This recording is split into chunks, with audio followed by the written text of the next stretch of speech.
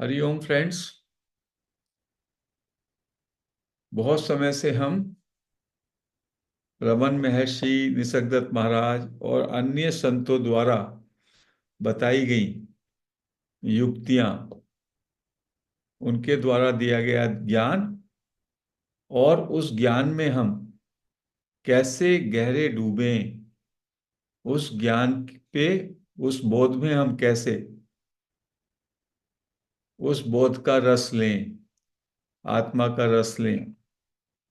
इस पर हम प्रत्येक दिन अपने सत्संग में चर्चा करते हैं, मनन करते हैं और बहुत सारी चीजें धीमे धीमे हमको स्पष्ट भी हो रही हैं। एक तो ये स्पष्ट हो गया ज्ञान मार्ग में कि जिसको आप ढूंढते हैं वो दूर नहीं है, वो आपके अंदर ही है। ये बात सबको, सारे हमारे जो भी प्लेटफॉर्म वाले हैं, उनके समझ में ये बात आ गई है कि ये ही सब में बड़ी हमारा अज्ञान है कि तत्व कहीं है और हम उसे कहीं ढूंढ रहे हैं। हम भगवान को ऐसा सोच रहे हैं वो कहीं दूसरे आसमान पे बैठा है। मैं तो अलग हूं और भगवान अलग है। इस द्वैत में, इस इल्यूजन में हम जी रहे हैं और फिर हम ढूंढते रहते हैं, उसको ढूंढते रहते हैं। किस विधि से ढूंढूं, कहाँ ढूंढूं, किसके पास जाऊं। कोई कह देता है वो मास्टर है, उसके पास मैं जाता हूं, नारियल चढ़ाता हूं, सिर सिर उसके नमन करता हूं। फिर कोई कहता है उस आश्रम में जाओ, वो बाबा जी अच्छे हैं, तो उधर चला जाता हूं। और ऐसे ही मैं भागता दौड़ता रहता हूं। उसका मतलब क्या है? उसका मतलब है कि हम हमको ये नहीं मालूम कि ये परमात्मा, ये जो आत्म तत्व है, ये कहाँ है और ये कैसे मिलेगा, यही हमको नहीं पता चलता। और यदि हमको सही ज्ञान बताने वाला मिल जाए, सही गुरु मिल जाए, चाहे वो लिविंग मास्टर हो या जो अभी लिविंग मास्टर नहीं है बट उसने जो बातें अपनी लिख दी, जो बातें अब संकलन में हैं हमारे पास, जैसे निसर्गदत्त महाराज की किताब है, रमन महर्षि की पुस्तक है, उनके साथ जो लोगों ने शंकाएं की, क्वेश्चन आंसर किए, तो उसके माध्यम से हम बोध में आ सकते हैं। तो इसमें कबीर का एक जो दोहा है, वस्तु कहीं खोजे कहीं, किस विधि लागू पाए, किस विधि आवे हाथ। वस्तु कहीं है, मैं कहीं खोजता हूं, और वो किस तरीके से मेरे हाथ में आएगी। जब मैं खोज ही उसे गलत जगह रहा हूं तो वो मेरे हाथ में नहीं आएगी। कहे कबीर तब पाइए, जब भेदी लीना साथ। कहते हैं वो तब मिलेगी जब आपको कोई भेद बताने वाला गुरु मिल जाए। वस्तु कहीं है, मैं कहीं खोजता हूं, और वो मेरे हाथ कैसे आएगी? आएगी नहीं। वो कब आएगी? जबकि कोई भेदी, जो गुरु जो भेद बता दे आपको कि यहां वस्तु है और यहां खोजो, तो वो मिल जाएगी। और ये ज्ञान मार्ग के जो हमारे गुरु यही कह रहे हैं, you are that, I am that. मंजिल आपकी जहां आप हैं वहीं पे है। परमात्मा नित्य प्राप्त है, हमेशा, हर क्षण परमात्मा आप हो ही। केवल जो आपको अज्ञान है, जो भ्रम है, उस भ्रम का निवारण कर दो, उस अज्ञान को छोड़ दो। और उस अज्ञान को छोड़ने की वो युक्तियां भी बता रहे हैं। इस युक्ति से ऐसे, इस बात को, इस अज्ञान, ये खत्म हो जाएगा। तो परमात्मा की जो प्राप्ति है वो श्रम साध्य नहीं है, किसी बहुत बड़ी साधना या श्रम या मेहनत से नहीं मिलेगी। परमात्मा तो नित्य प्राप्त है। परमात्मा हमेशा, हमेशा है ही। तो उसमें श्रम क्या करना? श्रम यानी करना, विचार यानी सोचना, चाहना, कुछ बनना, ये सब मन बुद्धि के दायरे में है। शरीर मन बुद्धि के दायरे में। और जब आप शरीर मन बुद्धि के साथ जुड़े होते हैं तो आपकी आत्मा ढक जाती है। आत्मा पर फिर आवरण पड़ जाता है। जब आप कुछ कर रहे हैं तो करना किसके क्षेत्र में है? शरीर और मन के क्षेत्र में।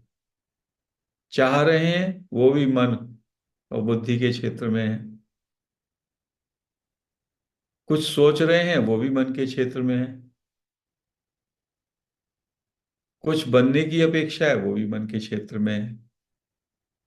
तो ये सारी की सारी जो क्रियाएं हैं, करना है, सोचना है, बनना है, कुछ चाहना है, ये सब क्रियाशीलता, एक्टिविटी, इससे आप अनात्मा के क्षेत्र में हैं, जड़ता में हैं, असत में हैं।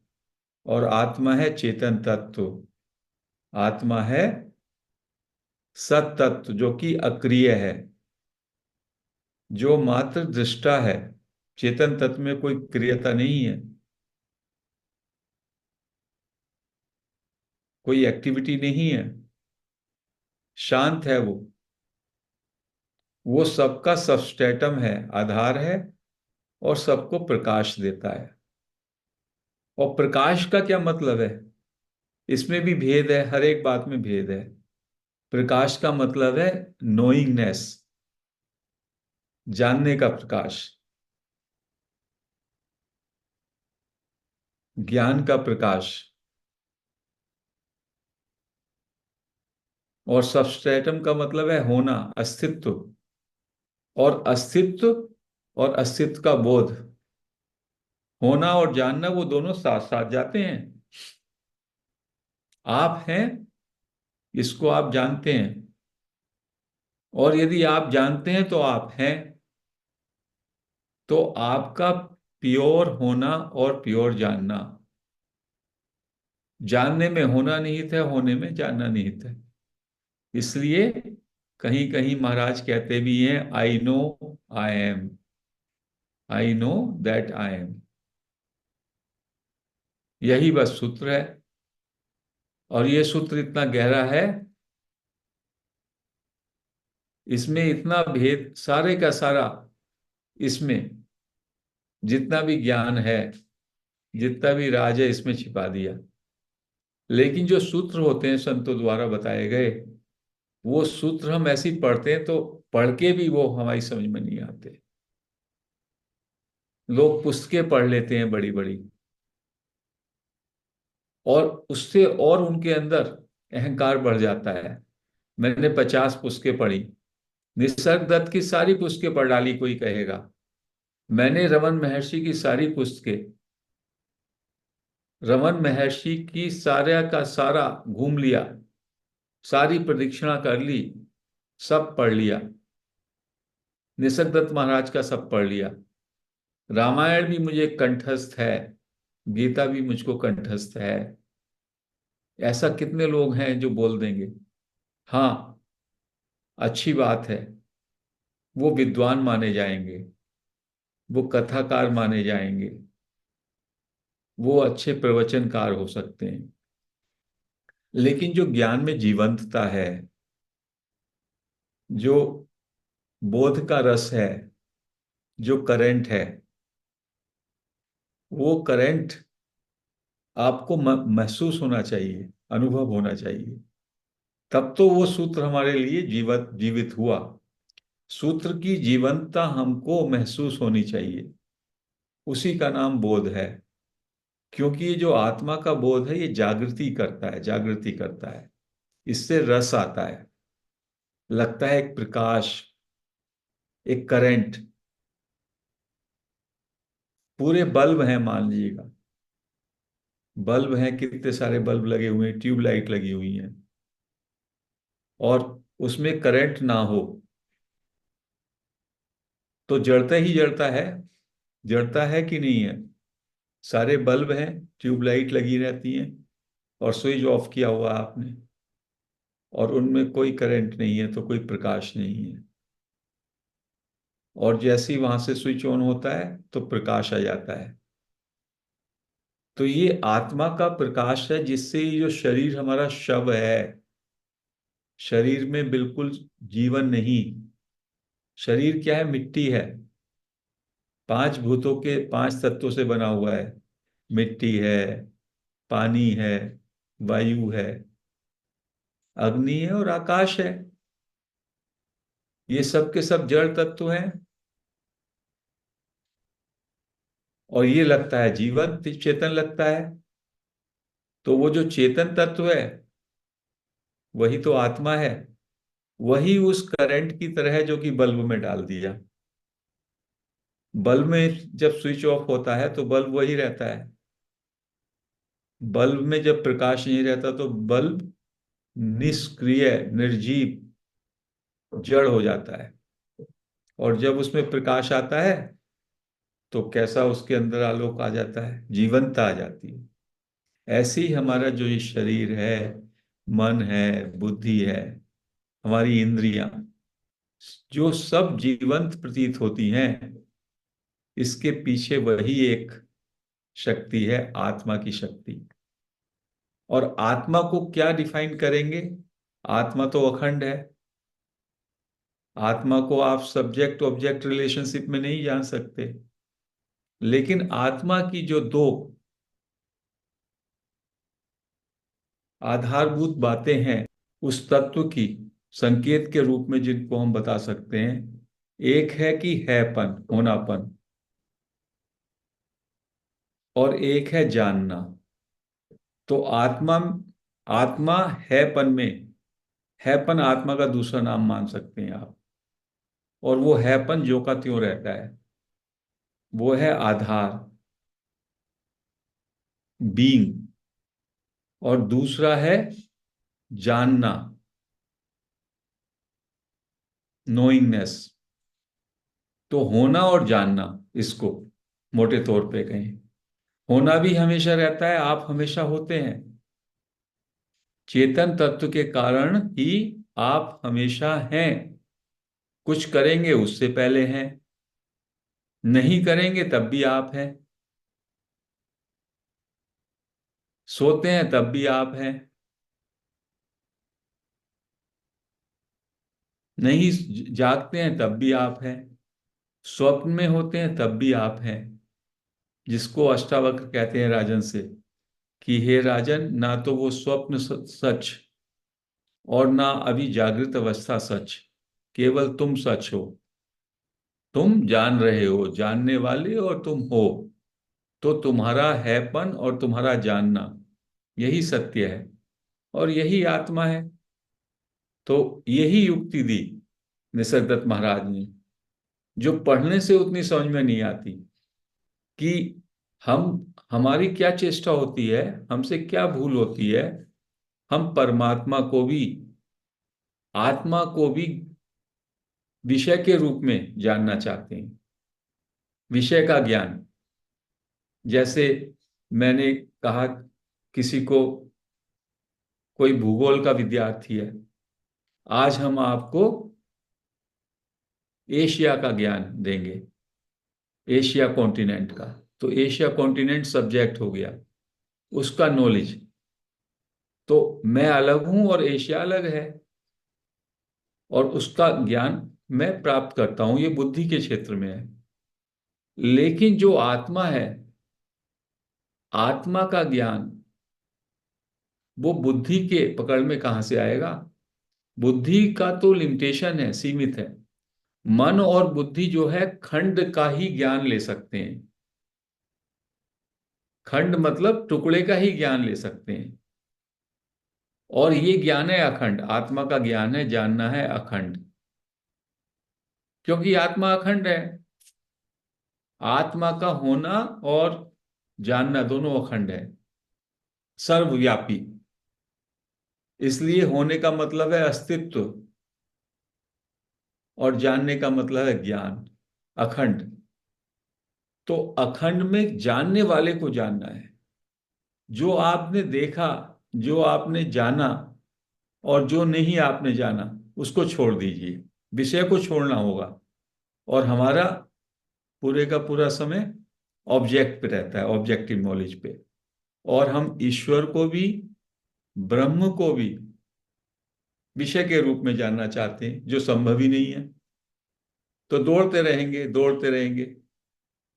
तो ये भेद जो है गुरु अपनी अनुकंपा से बताते हैं। निसर्गदत्त महाराज बता रहे हैं, अरे अपने प्राइमरी सत्य को जानो कि आप हो। आप जानते हो आप हो। कुछ करने से पहले भी आप होते हो, कुछ ना करने के समय भी आप होते हो, उससे पहले होते हो, कुछ सोचने से पहले भी आप होते हो, कुछ ना सोचने से पहले भी आप होते हो। आपका होनापन किसी कंडीशन पर नहीं आधारित है, और आपका जानना, उस पर भी कोई बंधन नहीं है। वो अखंड है। चाहे तो कुछ उसके सामने हो जानने में, तो भी ठीक है। कोई विषय हो तो वो विषय दिखाई दे रहा है, और विषय नहीं है तो निर्विषय। कुछ जानने योग्य है तब भी ठीक है, कुछ ना जानने योग्य है तब भी ठीक है, ज्ञेय है तो भी ठीक है, अज्ञेय है तो भी ठीक है। जैसे एक दर्पण है, दर्पण के सामने कोई चित्र, कोई खड़ा होता है तो वो उसको रिफ्लेक्ट कर देता है, नहीं है तो भी दर्पण है। तो आपका जो जाननापना है, आपका के अंदर जो जानने का तत्व है, और आपके अंदर जो होने का तत्व है, ये दोनों साथ साथ हमेशा हमेशा ज्यों के त्यों रहते हैं। और आत्मा को जानने का, आत्मबोध का मतलब यही है कि आप इसके साथ एक हो जाएं, एकाकार हो जाएं।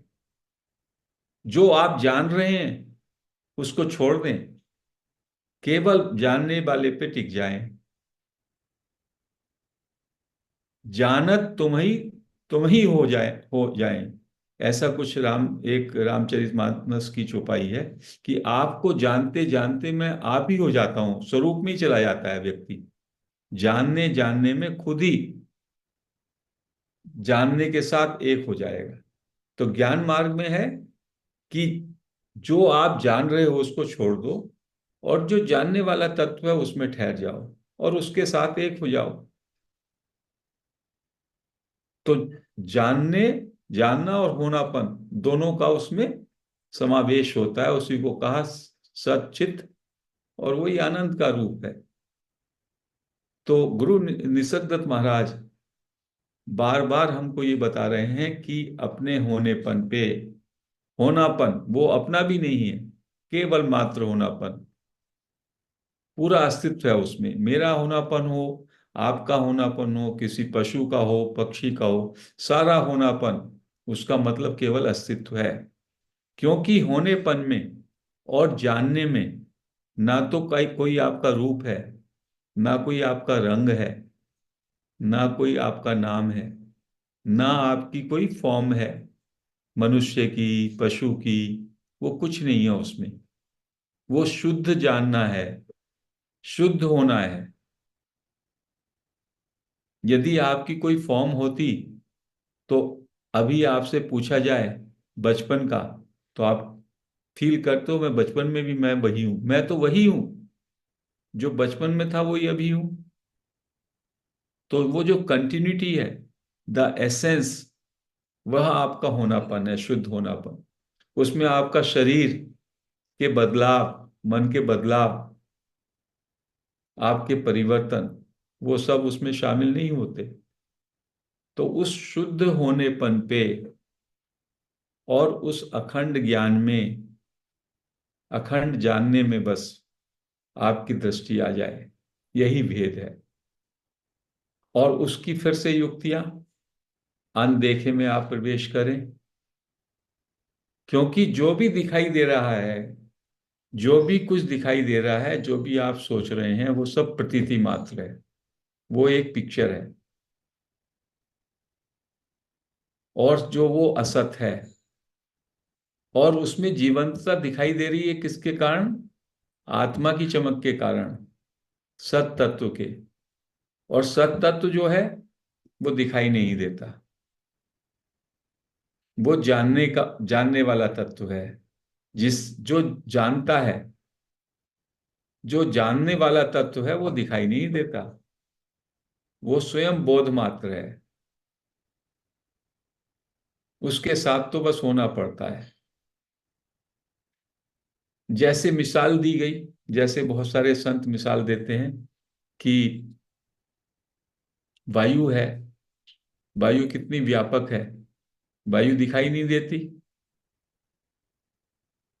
अब दिखाई नहीं देती तो आप ये कहेंगे कि जो दिखाई नहीं दे रहा वो है ही नहीं। ऐसा तो नहीं है। वायु पे तो आप कितना अपने को आश्रित मानते हैं। श्वास में यदि वायु ना आए एक एक क्षण के लिए भी, तो जीवनता ही खत्म हो जाएगी। आकाश तत्व है।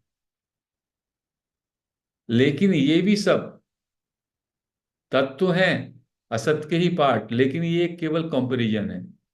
आत्मा जो चैतन्य है, उसमें इससे ज्यादा जीवंतता है। वो इनविजिबल है, अनदेखा है और अज्ञात है। तो जब आप नींद में जाते हैं तो कहाँ जाते हैं? नींद में जाते हैं आप अज्ञात में, अनदेखे में। और अनदेखे को आप जान रहे होते हैं। जब आपकी बीच में झपकी खुलेगी तब आप उसको जानेंगे, अनदेखा ही को जानेंगे। तो नींद में आप अनदेखे में प्रवेश करते हैं। वो जो अनदेखे का पूरा देश है, वो आत्मा का ही प्रदेश है। अनदेखा और अनजाना, अज्ञात। और जो दिखाई दे रहा है, जो देखता है, वो सब माया का। जो दिखाई देता है वो प्रतीति मात्र, वो माया है। जो सोचते हैं वो सब माया है। तो जो दिखाई देता है उसको थ्रो अवे करना हो, जो सोचते हैं उसको थ्रो अवे करना हो, तो या तो खंड खंड में उसको छोड़ते रहिए, या एक साथ ही सबको थ्रो अवे करना हो तो क्या करना पड़ेगा आपको? आप दिखाई देने वाला और सोचा जाने वाला, उस सबको एक ही तरफ, उन सबको दरकिनार करके अनदेखे में प्रवेश कर जाइए, अज्ञात में प्रवेश कर जाइए। तो जैसे ही आप जो है जागृत सुसुप्ति, जिसका नाम दिया संतों ने, सुसुप्ति में आप जाएं और थोड़ा जागृति रहे, तो आप अनदेखे में प्रवेश कर जाएंगे। और उस अनदेखे में प्रवेश करके जागृति रखें तो धीमे धीमे आपको आत्मा का बोध होगा। क्योंकि उसमें मन नहीं है, बुद्धि नहीं है, शरीर नहीं है, इंद्रिया नहीं। जो अनात्मा है, असत तत्व, उससे आप डिसोशिएट हो जाते हैं हर दिन जब सुसुप्ति में जाते हैं। लेकिन सुसुप्ति में क्या होता है? सुसुप्ति में आपको जागृति भी नहीं रहती, आपके अंदर जागरूकता नहीं रहती। तो गुरु भगवंत कहते हैं कि बस थोड़ा यदि आपके अंदर जानने का तत्व सक्रिय रहे उस समय, तो काम बन गया। आपको पता चल जाएगा। अनदेखे में आप जानते हुए प्रवेश करेंगे। और अनदेखे में या सुसुप्ति में जब जागते हुए प्रवेश करेंगे, तो जब उठेंगे तब भी जागते हुए उठेंगे, होश में। उसी का नाम है होश में रहना। और सुसुप्ति एक छोटी सी मृत्यु है। होश पूर्वक यदि आप मरने की आपकी एवरीडे होश पूर्वक मरेंगे और होश पूर्वक जन्म लेंगे, तो मृत्यु के समय भी ये बात काम आएगी। मृत्यु में भी आपको होश रहेगा। शरीर का जब विसर्जन होगा, उस समय भी आप होश में रहेंगे, आत्मा में रहेंगे, जानने में रहेंगे, निर्भय रहेंगे। क्योंकि अनदेखे का जो राज्य है वही अमर प्रदेश है, वही अमरता का देश है। और आत्मा अमर है। तो अनदेखे में आपको ठहरना होगा, अनदेखे से अपने को कनेक्ट करना होगा, अज्ञात से अपने को कनेक्ट करना होगा। जहां पे मन, बुद्धि और शरीर का प्रवेश ही नहीं है। शरीर मन बुद्धि का क्षेत्र है क्रिया का क्षेत्र, सोचने का क्षेत्र, द्वैत का क्षेत्र, चाहने का क्षेत्र, कुछ बनने का क्षेत्र।